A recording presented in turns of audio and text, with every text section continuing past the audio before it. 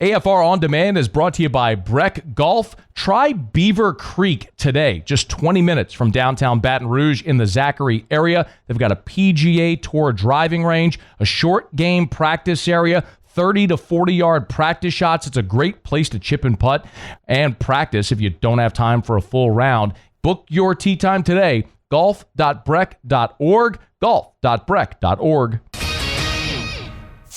Matt Moscona. I'm very important. After further review. Say it one more time. After further review with Matt Moscona. And here we go. Live from the Raising Cane studio. Let's ride!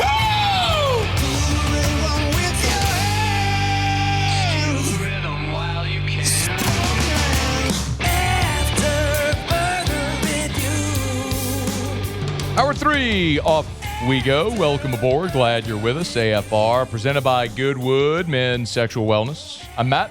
This is Shaq O'Neal, and I hate Matt. Paul O'Neal. They're chanting Paul O'Neal's name. You so?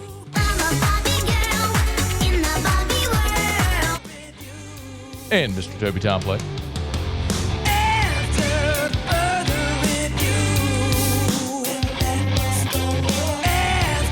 All right, we're here. Glad you are as well. Get out there and make it a good one. 5 o'clock quitting time. Glad you are driving home with us. We're supposed to be at Spine Center today.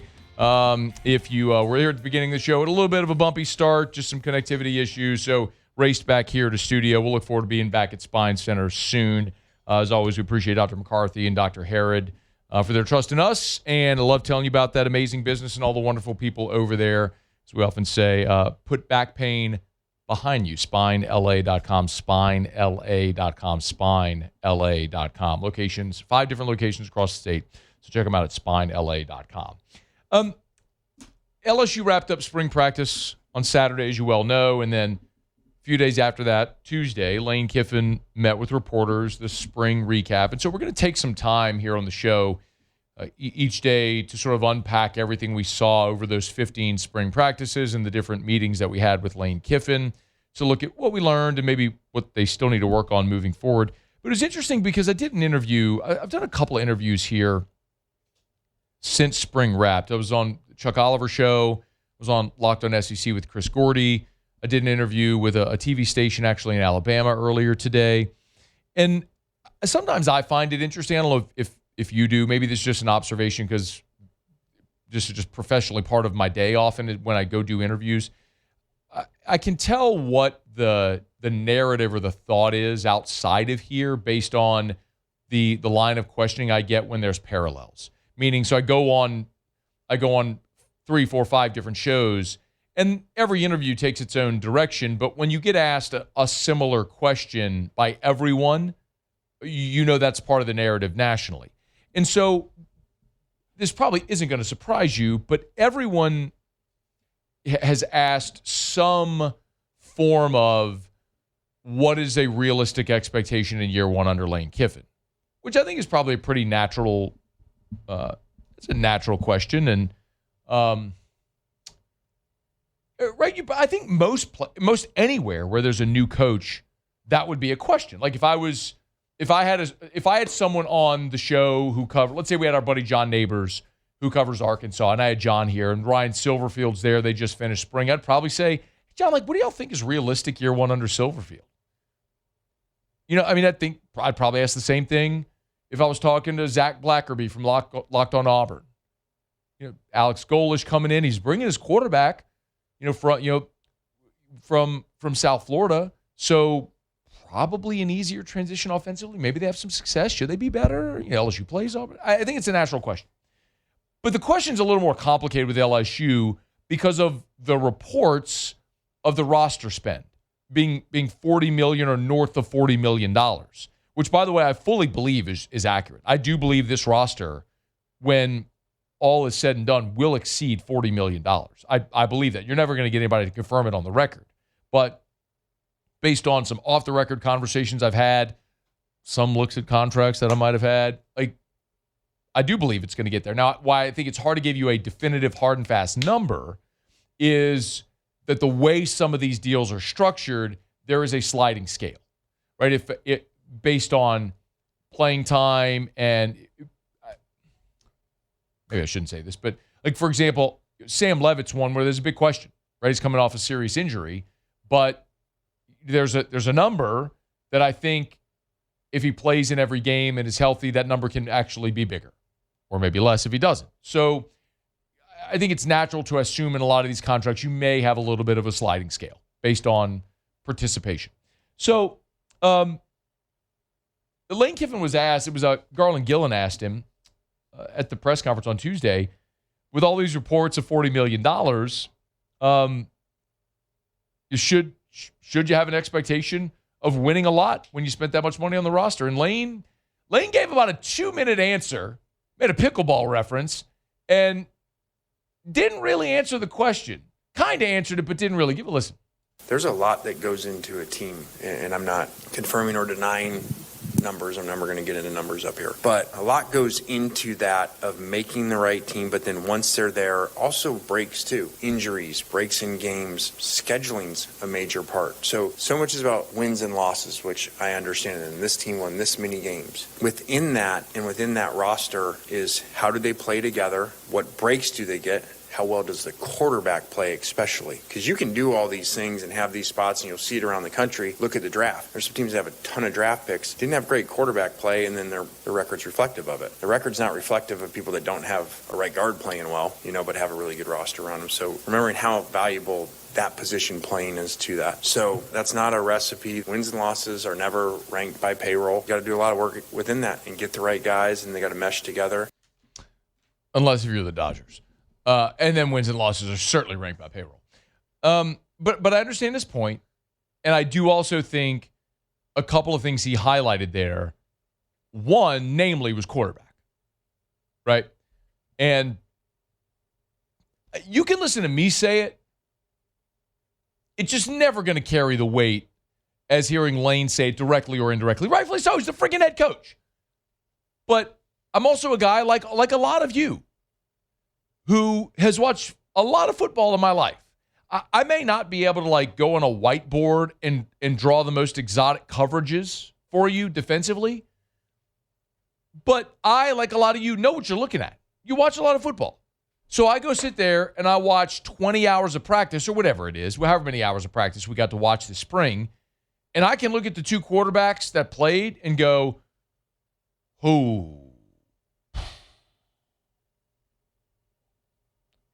there's a lot there you like, but I know what I watched Joe Burrow play.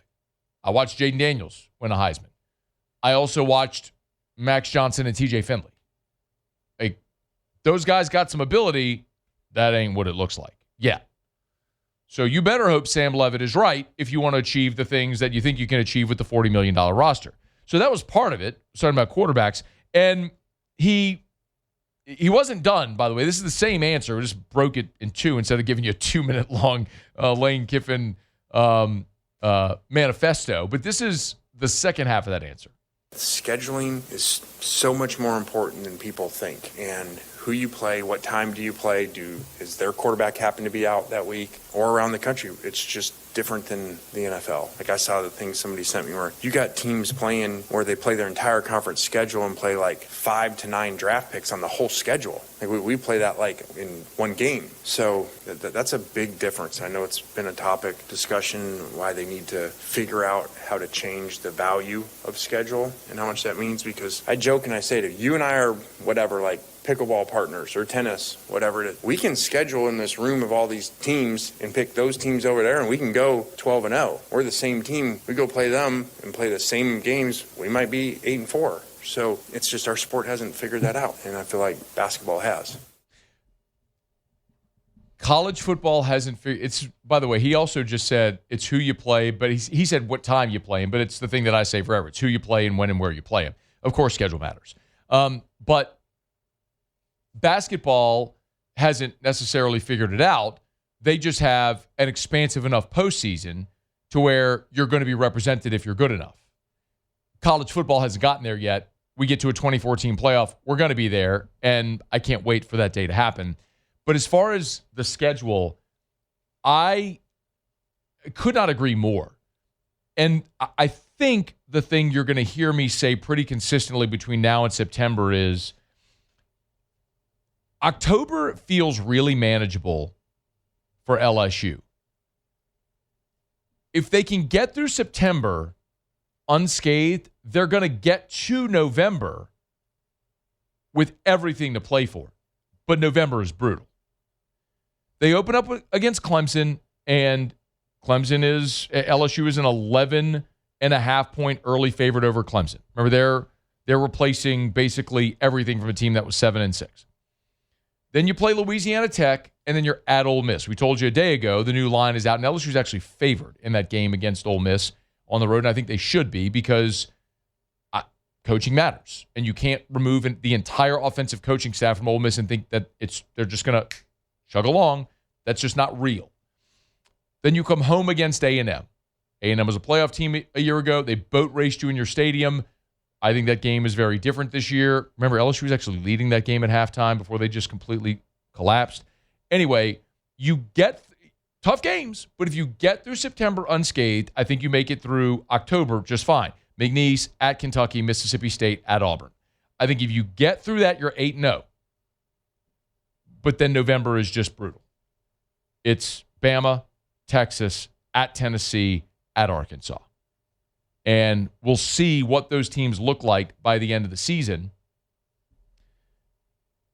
But if Bama's good, as they generally are, if Texas is what most people think they'll be as a national title contender, going on the road at Tennessee is never easy, especially late in the season. And then, they'll have a new quarterback. We'll see. And then Arkansas, new coach and all, but the final game of the season, that's back-to-back road conference games, which we always talk about. There's landmines everywhere, as there always is in the Southeastern Conference. But the who you play and when and where you play does kind of maybe play into LSU's favor this year, although strength of schedule is going to be a really brutal thing. All right, it's after further review. Well, let's hear more from Lane as we move throughout the days here. We're brought to you by Our Lady of the Lake, championship health partner of LSU Athletics. Our Lady of the Lake and LSU together, we roar. OLOLRMC.com/LSU. OLOLRMC.com/LSU. Hey, if you're not following any of the FMOL Health, Our Lady of the Lake accounts on Facebook or Instagram or LinkedIn, do that. They're putting out amazing content, and it's I love how they're being so informative and educating people about how many different ways, how many different places that health system touches this state. Roughly half of this state is cared for by an FMOL Health property, be it a hospital, a clinic, a private doctor's office, whatever it may be, an urgent care.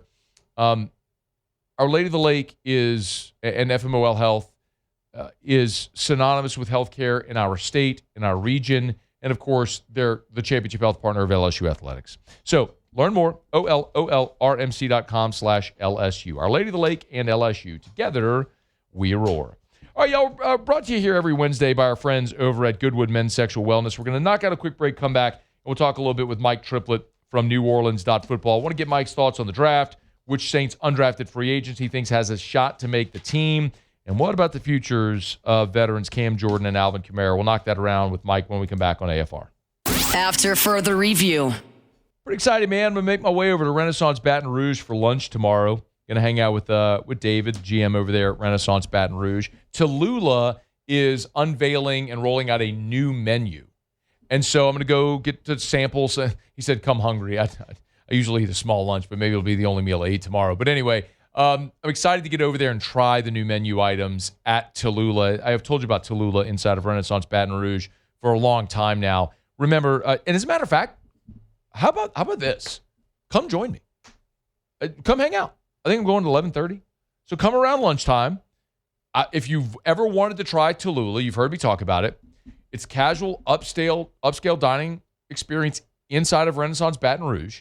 I mean, there's parking everywhere. You don't have to worry about that. Just walk through the lobby or through the side door at Tallulah and go have a business lunch tomorrow at Tallulah inside of Renaissance Baton Rouge right there on Bluebonnet. I'll be there. I'll see you there. See you tomorrow for lunch at Tallulah. After further review, presented by Goodwood Men's Sexual Wellness. Visit yourgoodwood.com. Mike! Yeah? New Orleans Saints coverage with some Mad Libs mixed in. Why don't you just go by Mike? It's time to talk black and gold with Mike Triplett of New Orleans Football. Presented by Benny's Car Wash. Family owned and operated since 1951.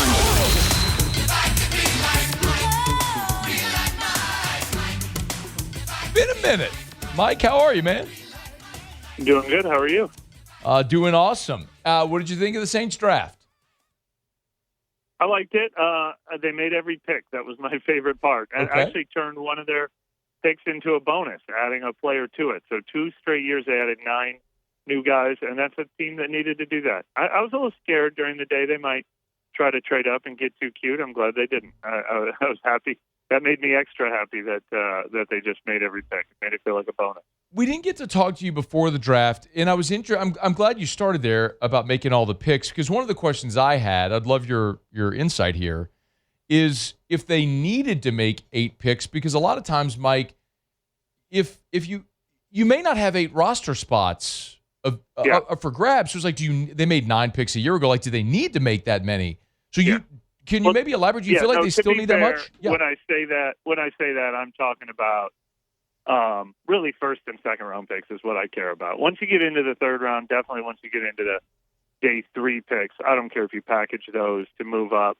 I did not want them trading this year's first and next year's first to move up to 3, or this year's first and number 42 to move up to number 6 or something like that. The blue chip picks are the ones I definitely wanted them to make multiple of. Agreed.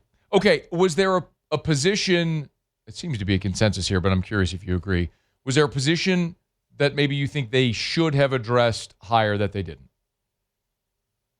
Yeah, I mean, there's probably a couple.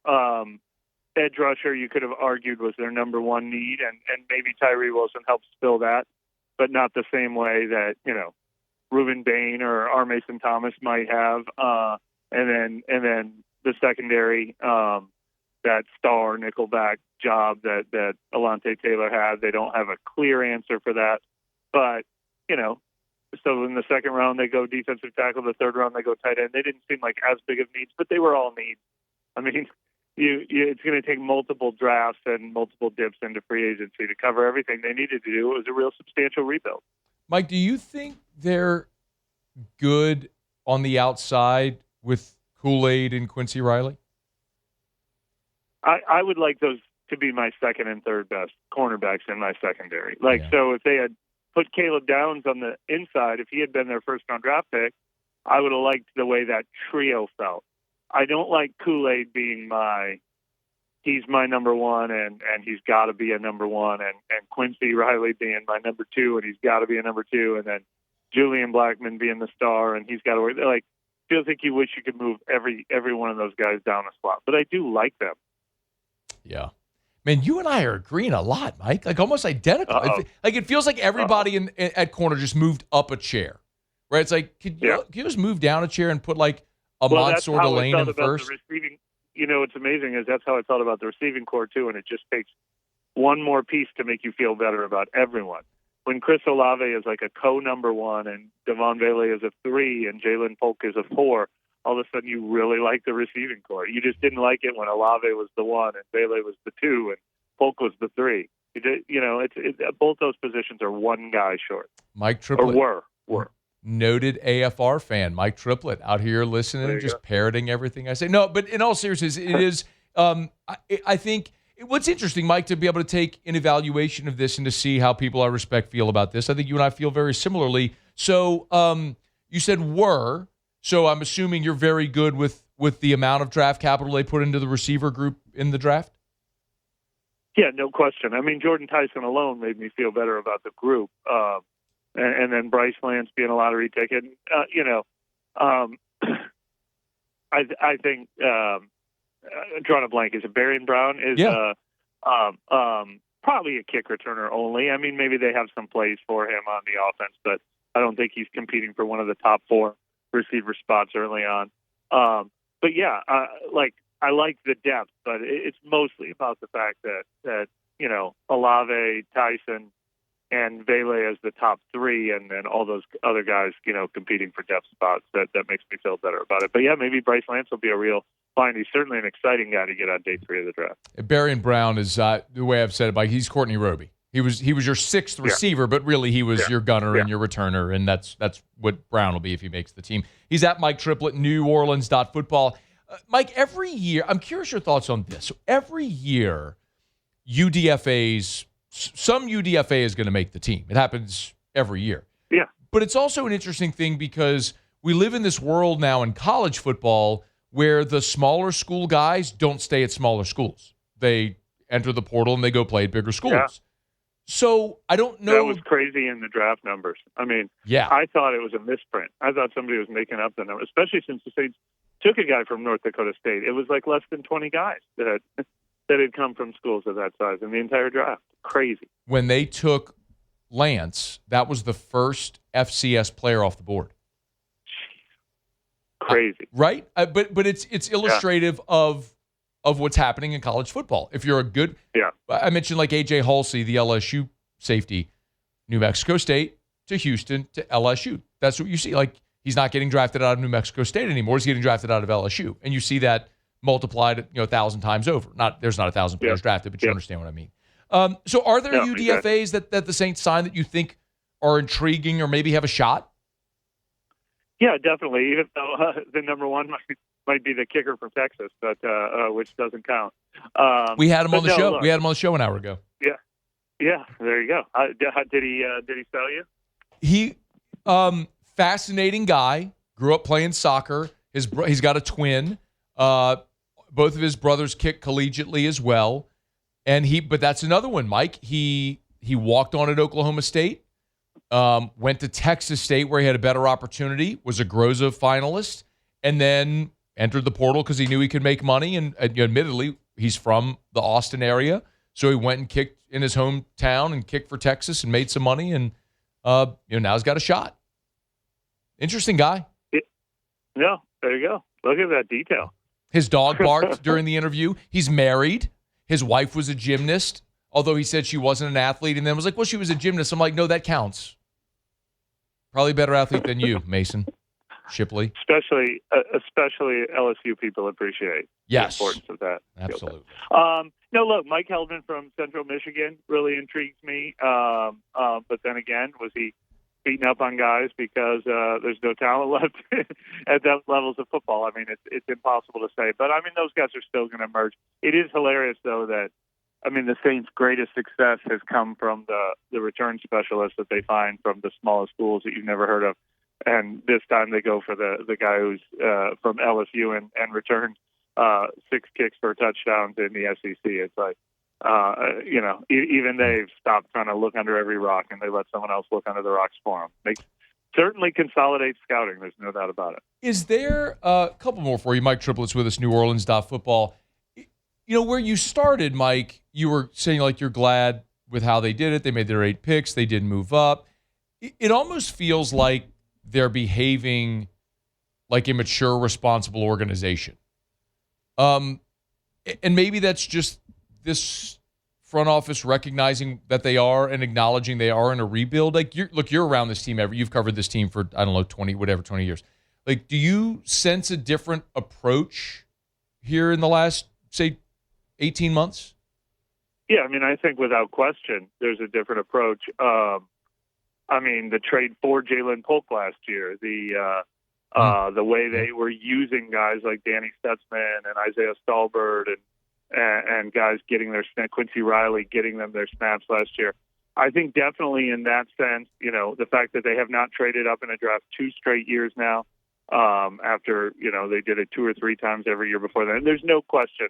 I do still think they're going to be a little bit of a gas pedal team. I mean, they go from having Drew Brees now to having a different kind of cheat code, the quarterback on a rookie contract, and they only get that for 3 more years. So I wouldn't be surprised at all to see them go right back to the same practices as early as next year if things go well with Shuck this year, where they are, all in to win the NFC South next year. So I don't think they learned that the old way was wrong, but they were definitely spending the last 2 years rebuilding this roster because they had to. Let me circle back to Tyson because we started down a path and I forgot to go back there. Are you okay with the injury history?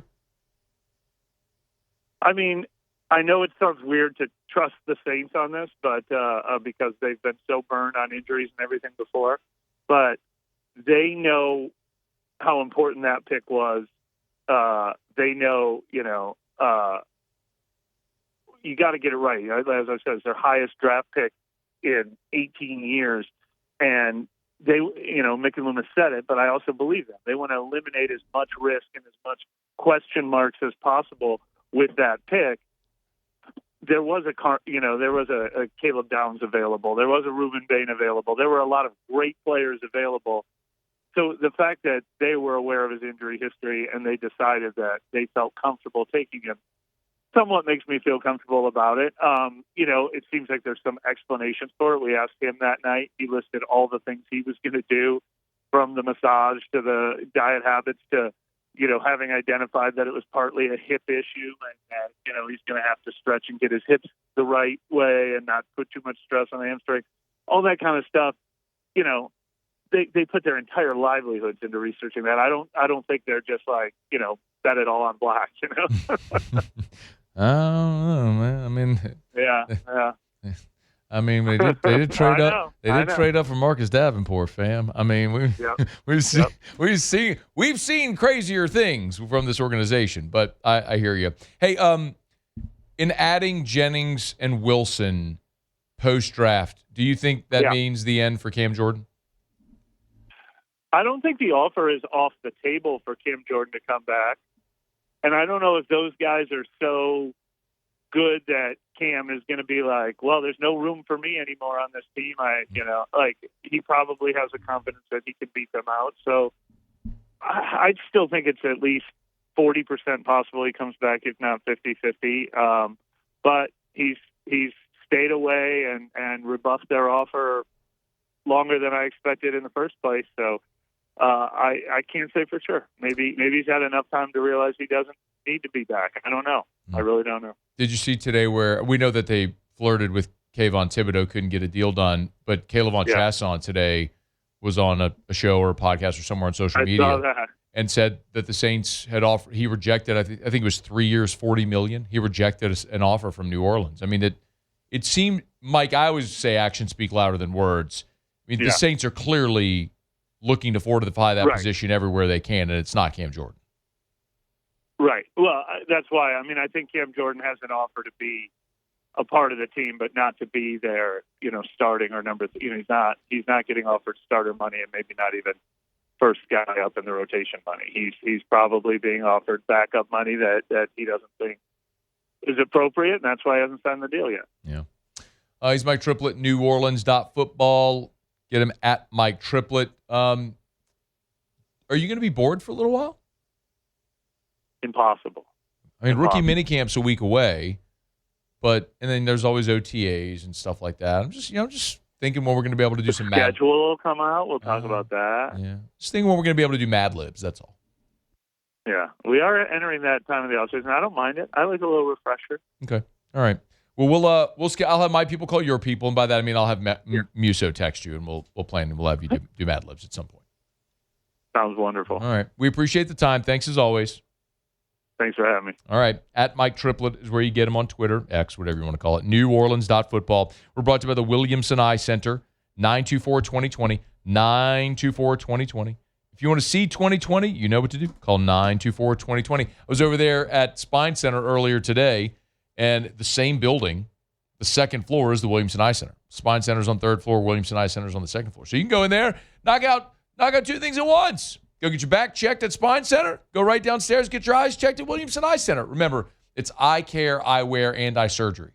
So if you're having issues with your eyes or you can't remember the last time you had your eye exam, schedule your eye exam at the Williamson Eye Center. Now, they got locations. There's 8 locations all over Greater Baton Rouge. So you can find the location nearest you if the one on Bluebonnet isn't convenient. They got them everywhere. Ascension Parish, Denham, Lutcher, they're all over. Eyewear. If you need to fill your contacts or glasses prescription, they can do it for you at their optical shop. And then, of course, eye surgery.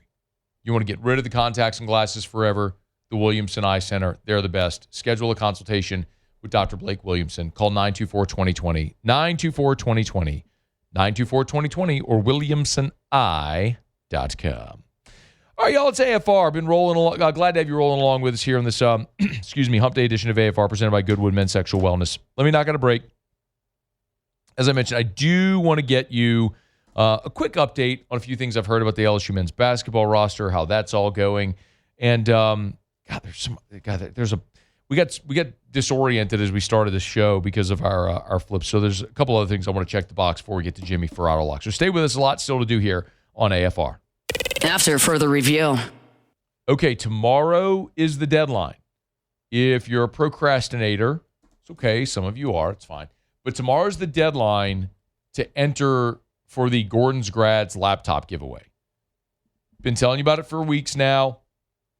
Every year, big part of Gordon's philanthropy around graduation is he gives graduating Louisiana high school seniors the opportunity to win a free laptop or MacBook. So it's really easy to enter. Go to gordonsgrads.com, gordonsgrads.com, gordonsgrads.com. That's how you can enter. So if it's your son or your daughter, or maybe it's you, maybe you're a graduating high school senior. We love the kids. The kids love the show. We love the kids. If that's you, maybe you're driving home from school right now with a parent, get to gordonsgrads.com to enter. Maybe your son, daughter, grandson, granddaughter, niece, nephew, neighbor, friend, coworker. Make sure they know tomorrow's the deadline. Online, gordonsgrads.com. After further review, presented by Goodwood Men's Sexual Wellness. Visit yourgoodwood.com.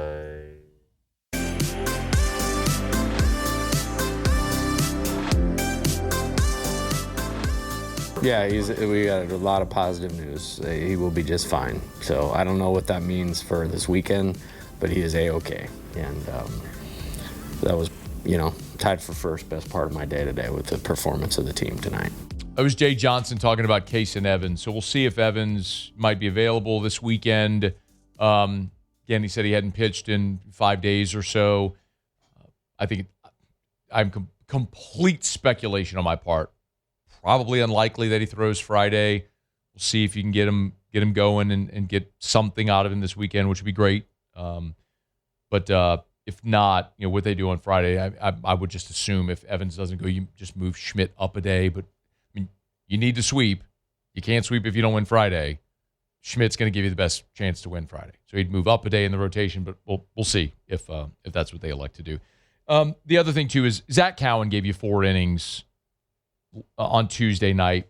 He threw 73 pitches in his 4 innings. So there's a big question of when might he be available again.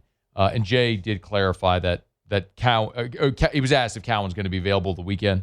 Oh, he'll be available this weekend. Yeah, probably not Friday. I don't anticipate him being available for Friday, but somebody told me it's supposed to rain, but, they're wrong a lot when they tell me that. So I'm just going to go with my gut this weekend. So Cowan threw 73 pitches. It was a lot, and you needed it. I mean, you needed to throw up zeros, and he did, thankfully. The bullpen, after Lockenmeyer gave up the 3 spot, the bullpen just threw up zeros from there. Cowan, Plog, Guidry, Theophilus. So it wasn't flawless, but they threw up zeros and allowed your offense to get going. So that was good to see. So Cowan probably not available on Friday, but maybe Saturday. We'll see how it goes. There's rain in the forecast all weekend. So it's one of those where you love baseball at the box and you love LSU baseball, you're just used to it around this time of year. You're going to dodge showers, and I'm looking at the forecast. Friday is 100% chance of rain Friday. And then an 85% chance Saturday, and then beautiful day on Sunday with a high of 73 and a low of 49.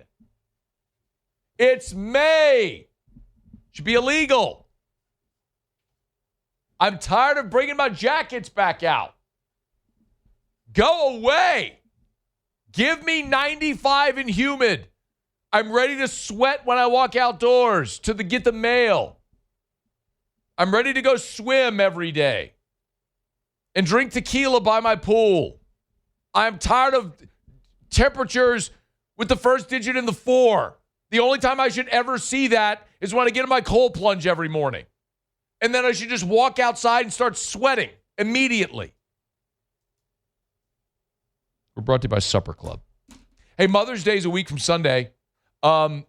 Supper Club is opening 11 to 3 on Mother's Day. Listen. Supper Club is opening 11 to 3 on Mother's Day. Get your reservation. It's limited seating, right? So get your reservation a week from Sunday. Most places are probably already full. Chef Layton texted me yesterday, said, hey, let your audience know. We're opening for Mother's Day for lunch, 11 to 3, full menu.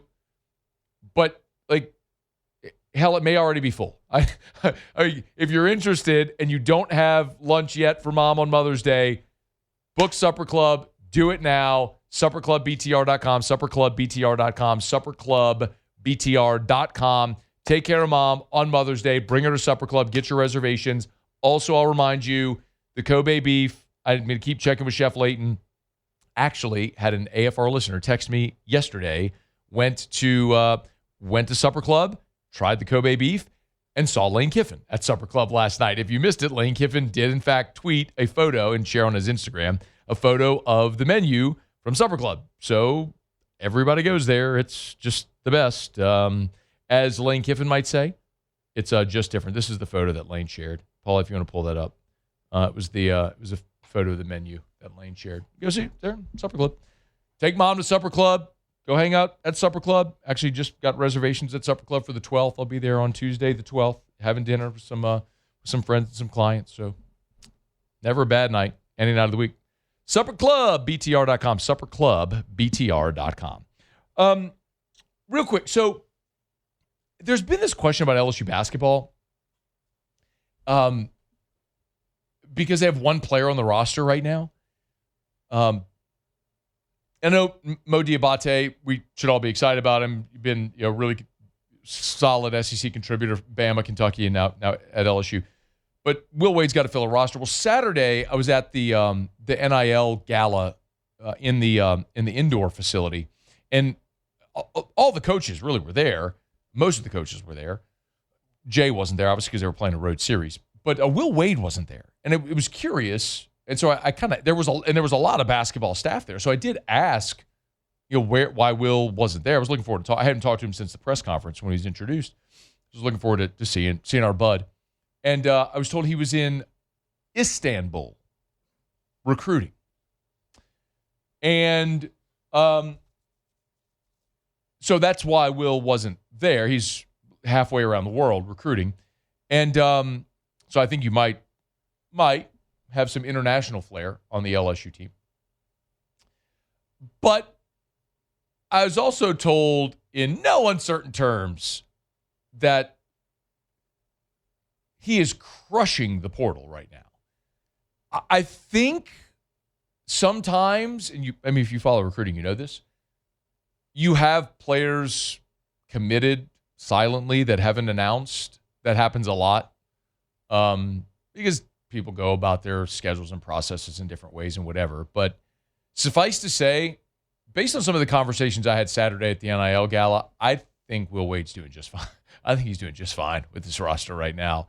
And there's going to be some pretty good news ahead. But yes, that's why Will was not there and why you haven't physically seen him, because as of Saturday, he was in Turkey. All right, it's after further review. Let me knock out our final break of the show. Our Hump Day shows are brought to you by Goodwood. Jimmy will be here next for Auto Lock. Stick around. AFR. I texted the Goodwood text line today. By the way, if you're a patient, they have a Goodwood text line. If you ever need a refill of something, you can text them and they can handle it for you. That I needed a refill on my NAD+. That's another peptide that I take every day. NAD+, if you're not familiar, look it up. NAD+, like the plus sign. It's about cellular optimization.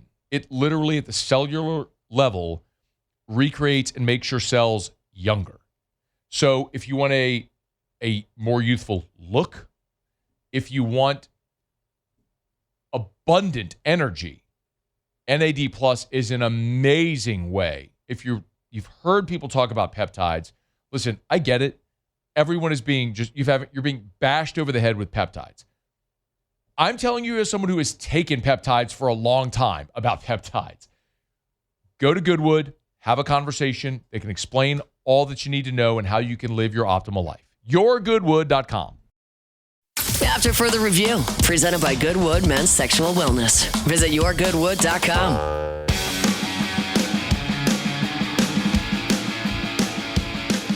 Down the stretch we come. Final segment here on a Hump Day edition of AFR, presented by Goodwood Men's Sexual Wellness. YourGoodwood.com, YourGoodwood.com. Hormone replacement therapy, peptides, ED treatments. You want to live your best, fullest, most vital life. They can help. Lowest prices, never any contracts. I'm going to say that again. Lowest prices, never any contracts. YourGoodwood.com. All right, one thing left to do. Let's find out what we're betting on tonight. It's time for Otter Locks. Otter Locks. All right, time to win some money. Presented by Total Maintenance AC Repair. Same-day service means you will never sleep hot. 480-1000. We are Total Maintenance. I think it's safe to say that I won the bet. Well, we asked what you do for an encore after a 4-0 night.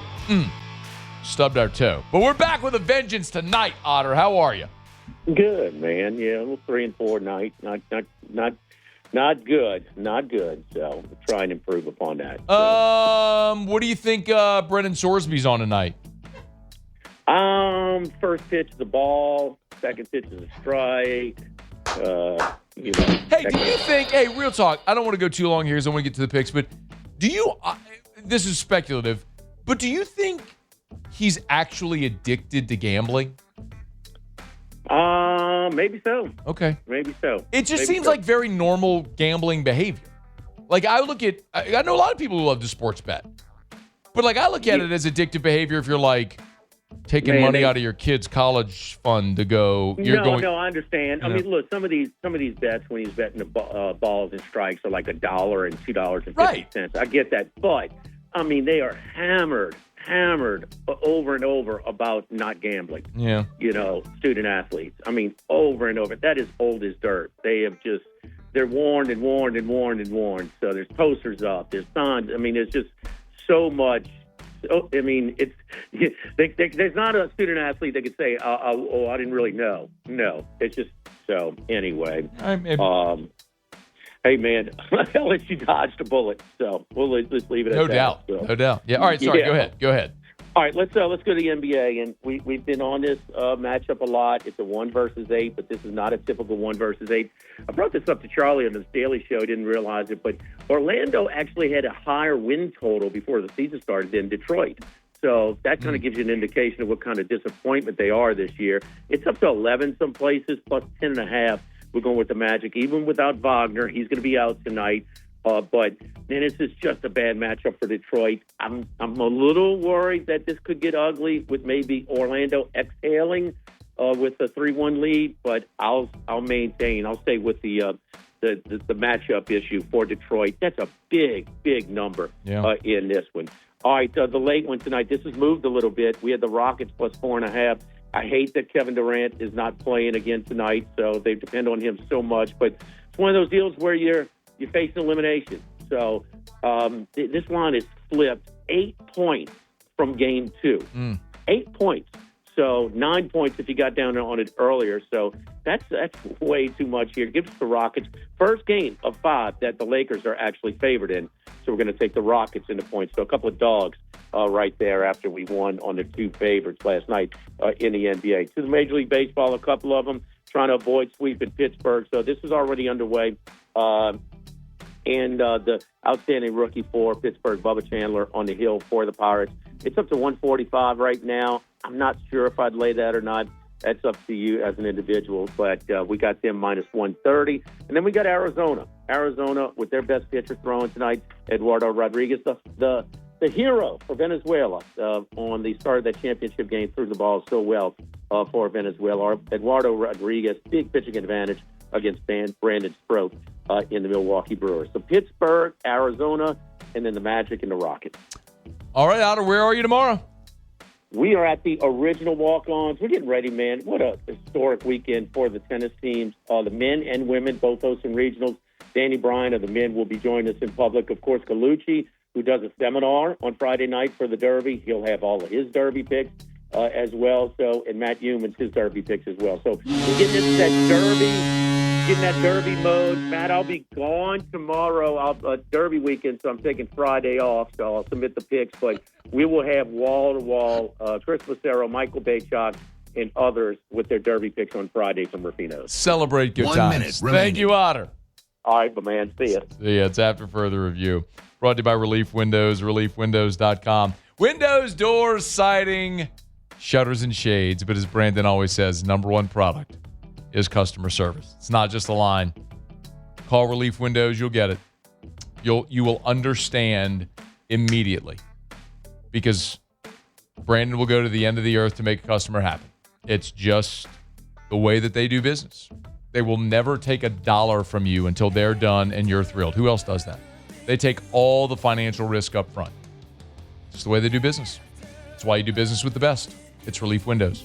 Windows, doors, siding, shutters, and shades, Relief Windows, and reliefwindows.com. Okay, y'all, thanks to our friends over at Goodwood Men's Sexual Wellness, title sponsor on Hump Days. Muse Pauly, thanks. Jacoby and Guillory, Mason Shipley, Mike Triplett, our guests. We appreciate you for being here with us. Y'all have a great night, and we'll see you tomorrow at 3. AFR. Mother's Day is a week from Sunday. Got something for mom yet? Thrill her with a gift in the red box from Lee Michaels Fine Jewelry. Dads, maybe you want to help your kiddos give mom a gift? Take the kiddos to Lee Michaels. Let them pick out something beautiful to give to mom that will just thrill her. She'll be thrilled. You'll be a hero. Treat mom like the hero, the angel she is on this Mother's Day. Lee Michaels Fine Jewelry. Shop in-store at any of the 9 locations or online at lmfj.com, lmfj.com for Lee Michaels Fine Jewelry. Shop Mother's Day and shop graduation. Elegant, timeless pearls, watches, writing utensils. There's always great options for the graduate in your life, for mom, for Mother's Day. Thrill them all with a gift in the red box from Lee Michaels Fine Jewelry. In-store or online at lmfj.com.